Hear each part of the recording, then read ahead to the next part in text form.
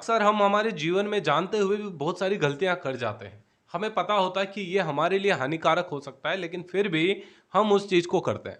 हमें ये मालूम होता है कि हम ऐसा करेंगे तो हमारे जीवन में और हमारे से जुड़े हुए लोगों का नुकसान होगा, लेकिन उसके बाद भी हम कुछ ऐसा कृत्य कर लेते हैं जिससे जीवन भर दुखी रहते हैं, या फिर आपसे जितने भी रिलेटिव हैं वो दुखी रहते हैं।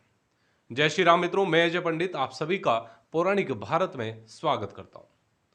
मित्रों, हमें ऐसा लगता है कि हमारी पौराणिक कथाएं केवल कल्पनीय हैं, कपोल कल्पित है। लेकिन ध्यान रखिएगा, यदि आप इन पौराणिक कथाओं का मर्म जान लेंगे तो आप अपने जीवन को बहुत अच्छे तरीके से जी लेंगे। चलिए शुरू करते हैं। महाभारत काल की बहुत ही शानदार कथा है, जिसमें हम जानते हैं कि पांडु जो है वो हस्तिनापुर का राजा था, और वो काफी सुव्यवस्थित या सुयोग्य राजा था, यूं कह सकता है। सब कुछ जीवन अच्छा चल रहा था, लेकिन आखिर ऐसा क्या डिसीजन था जिस कारण से उनके परिवारजनों को जंगल में रहना पड़ा। पांडुओं का जन्म जंगल में हुआ और पांडु को मौत के घाट उतरना पड़ा। एक समय की बात है, पांडु अपने हस्तिनापुर राज्य में बड़ा खुशहाल जिंदगी जी रहा था। पांडु की दो रानियां थी, कुंती और माद्री। उन दोनों रानियों के हट करने पर पांडु जो है वन में शिकार खेलने के लिए जाते हैं। अपनी दोनों रानियों को साथ में लेकर वन में शिकार खेलने के लिए गए। कुछ दूरी तक चलने पर उनको जब शिकार दिखाई नहीं दिया तो अपने आप को थोड़ा आउट ऑफ कंट्रोल महसूस करने लगे, अपना संयम खोने लगे। फिर कुछ दूरी पर उन्हें मैथुन रथ हिरणों का एक जोड़ा दिखा, और बिना सोचे समझे पांडु ने अपना तीर चलाया और उस जोड़े में नर मर गया।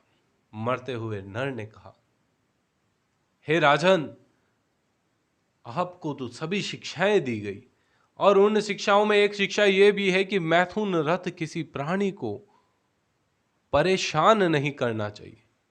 आपने तो परेशान करने की जगह मेरे प्राण ही ले लिए। इसलिए मैं तुम्हें यह श्राप देता हूं कि जब भी तुम संसर्ग करोगे, संभोग करोगे, उसी क्षण तुम्हारे प्राण भी निकल जाएंगे। जब यह श्राप पांडु ने सुना, अपने आप को काफी निंदनीय महसूस करने लगा। प्रायश्चित की आग में जलने लगा, दुखी हुआ, हस्तिनापुर राज्य में पहुंचा और अपना सारा राजपाट बड़े भैया धृतराष्ट्र को देकर वनवास में चला गया। स्वयं अकेला वनवास जाना चाहता था, लेकिन उनकी दोनों रानियां भी उनके साथ गई, क्योंकि वो उनसे अगाध प्रेम करती थी। मित्रों, यहां पर ध्यान दीजिएगा, आपके एक गलत डिसीजन से आपका पूरा परिवार दुखी हो सकता है, यह बात ध्यान रखिए। परिस्थिति कैसी भी हो, हमें उससे हार नहीं माननी है और जीवन में संघर्ष करना है। पांडु अपने पत्नियों के साथ वन में रहने लगा था। पांडु को पता था कि मुझे यह श्राप मिला हुआ है कि जब भी मैं संसर्ग करूंगा तो मेरे प्राण निकल जाएंगे, मतलब मेरी मृत्यु हो जाएगी। यह सब कुछ पता था, दोनों रानियों को भी यह पता था। वसंत ऋतु थी, और उस वसंत ऋतु में कामोत्तेजना बहुत ज्यादा होती है।